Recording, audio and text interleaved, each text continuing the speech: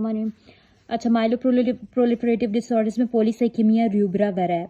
इसमें क्या होता है, हमारे पास क्या होगा कि जैक2 में म्यूटेशंस आती हैं, रेड ब्लड सेल ज़्यादा बनेगा बट इरिथ्रोपोइटिन कम ही होगा, रेड ब्लड सेल वॉल्यूम बढ़ जाएगा, हीमोग्लोबिन हेमाटोक्रिट सारा बढ़ जाएगा, ठीक है। तो रेड ब्लड सेल जब ज़्यादा है तो विस्कस हो जाएगा ब्लड, हाइपर विस्कोसिटी, ब्रेन की तरफ ब्लड नहीं जाएगा, डिजीनेस, हेडेक होगा, टिनाइटिस और ब्लड विजन।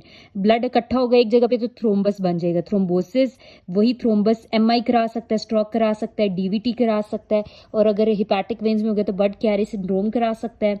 इसके अलावा ट्रांजिएंट ब्लाइंडनेस और ओक्यूलर माइग्रेन करा सकता है। प्लेटलेट्स कम होने की वजह से ब्लीडिंग हो सकती है। इसके अलावा इसमें हिस्टामीन बेजोफिल्स से बहुत सारा हिस्टामीन रिलीज होता है और ये हिस्टामीन हमारे पास खारिज कराता है प्रूराइटिस और पेप्टिक अल्सर डिजीज।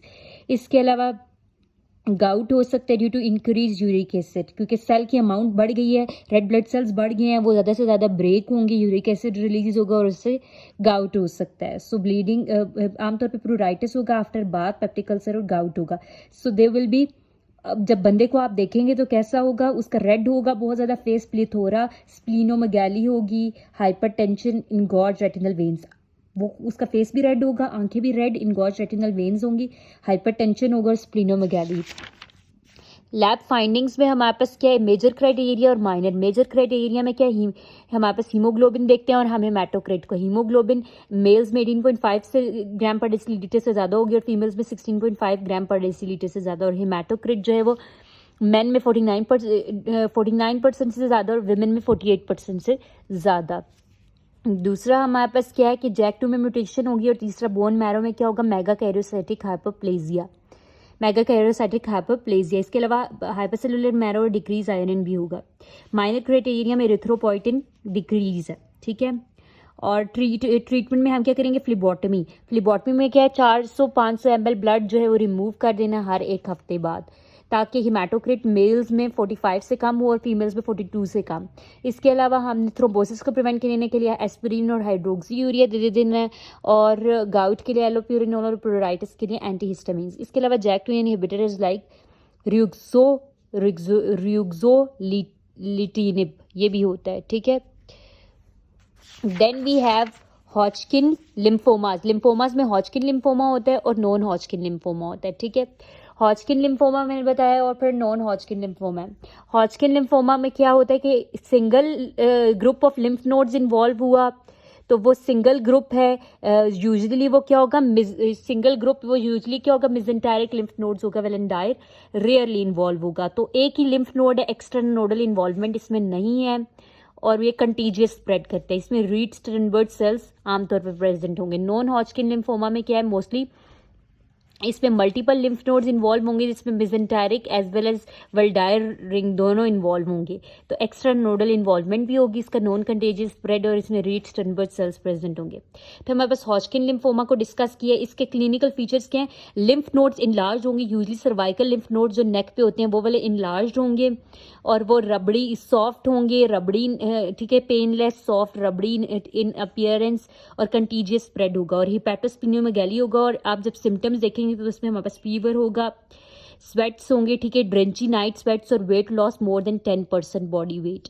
फिर हमने इसकी क्लासिफिकेशन की, classic Hodgkin lymphoma and non classic Hodgkin lymphoma. Classic में हमारे पास क्या है, nodular sclerosis, mix cellularity, lymphocyte rich and lymphocyte depleted, और नॉन क्लासिक में lymphocyte predominance.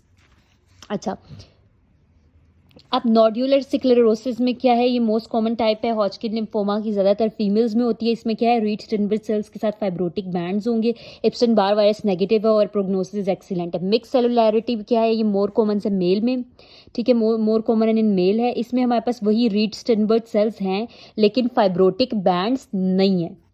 Epson Barr virus 70% positive, prognosis intermediate. Lymphocyte rich में क्या है, हमारे पास रिच स्टर्नबर्ग सेल्स के साथ लिम्फोसाइट्स बहुत ज़्यादा, बैकग्राउंड में सारे लिम्फोसाइट्स है। एप्सन बार वायरस जो है वो 30% पॉजिटिव आ जाएगा और प्रोग्नोसिस इसकी गुड है। फिर लिम्फोसाइट डिप्लीटेड, इसमें क्या है, कोई लिम्फोसाइट्स नहीं है, रिच स्टर्नबर्ग सेल्स हैं और डिफ्यूज किस्म की फाइब्रोसिस है और इसकी बहुत ही वर्स्ट किस्म की प्रोग्नोसिस है। एप्स्टन बार वायरस भी प्रेजेंट है और साथ में HIV भी पॉजिटिव हो सकता है। फिर हमारे पास ये नॉन क्लासिक हॉजकिन लिम्फोमा आता है, दैट इज लिम्फोसाइट प्रीडोमिनेंट।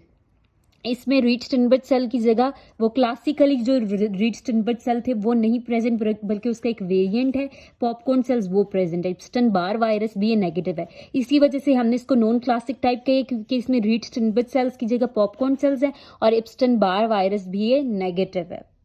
ठीक है, वो तो खैर नेगेटिव तो नोड्यूलर भी था एप्स्टन बार वायरस, मतलब इसमें रीड-स्टर्नबर्ग सेल्स नहीं है बल्कि पॉपकॉर्न सेल्स है। प्रोग्नोसिस इसका बेस्ट है। फिर इसके लिए हम एन आर्बर सिस्टम की क्लासिफिकेशन करते हैं। स्टेज 1 पे just single lymph node involve होगा, स्टेज 2 पे 2 से ज़्यादा लिम्फ नोड्स लेकिन same side of diaphragm, stage 3 पे both sides of diaphragm involve होंगे, स्टेज 4 पे एक्स्ट्रा नोडल इन्वॉल्वमेंट। ए से एब्सेंस ऑफ सिम्टम्स और बी से प्रेजेंस ऑफ सिम्टम्स। डायग्नोसिस देखिए हम सीबीसी कराएंगे जिसमें हमारे पास नॉर्मोसाइटिक नॉर्मोक्रोमिक एनीमिया होगा और लिम्फोपिनिया होगा। ESR raised, LDH raised, chest x-ray पे हमारे पास मीडियासनल वाइडनिंग होगी और लंग इन्वॉल्वमेंट होगी। सीटी स्कैन हम चेस्ट, एब्डोमेन और पेल्विस तीनों का कराएंगे। पेट स्कैन कराएंगे जिसमें हमारे पास स्टेजिंग होगी और हम लिम्फ नोड बायोप्सी कराएंगे जिसपे हमारे पास लिम्फ नोड बायोप्सी में रीड-स्टर्नबर्ग सेल्स नजर आएंगे और ये मोस्ट एक्यूरेट टेस्ट है।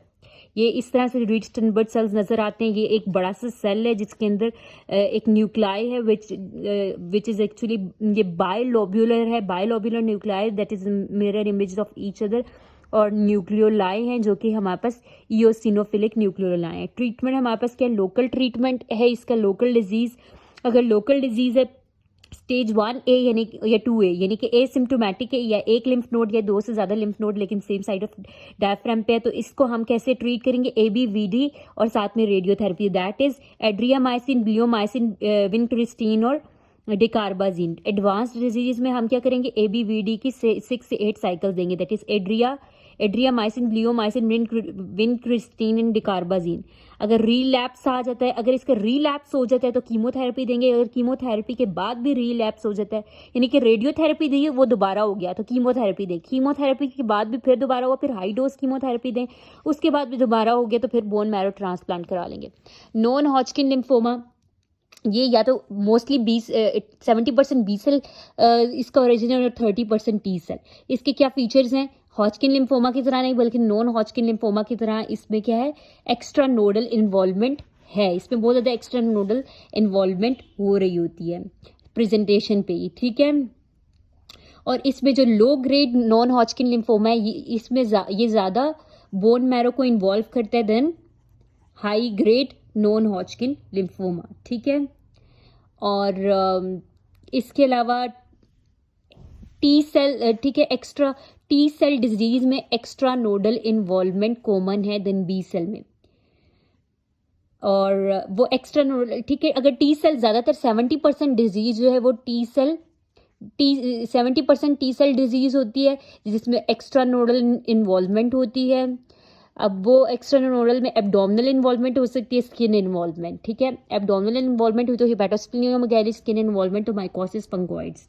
डायग्नोसिस इसकी भी वही एन आर्बर क्लासिफिकेशन है जिसमें मैंने स्टेज 1, 2, 3, 4 बताया। Single node, more than 2 nodes on the same side of diaphragm, then both sides of diaphragm और एक्सटर्नल नोडल स्टेज 4 पे आ जाता है। इन्वेस्टिगेशंस भी वही same, CBC, ESR, LDH, chest x-ray, PET scan और बायोप्सी। और ट्रीटमेंट क्या है, low grade non Hodgkin lymphoma के लिए हमारे पास RCVP दैट इज रेडियोथेरेपी, और फिर RCVP rituximab, cyclophosphamide, vincristine and prednisolone. High grade में भी हमारे पास RCVP के साथ हाइड्रोक्सी डुआनोरियूबिसिन, इसी के साथ hydroxy daunorubicin. Radiotherapy is combined with this with RCVP and hydroxy daunorubicin. When अगर लोकलाइज डिजीज है, बल्कि डिजीज है, स्पाइनल कोड कॉम्प्रेशन है, तो फिर हम इसके साथ रेडियोथेरेपी भी करेंगे। ठीक है।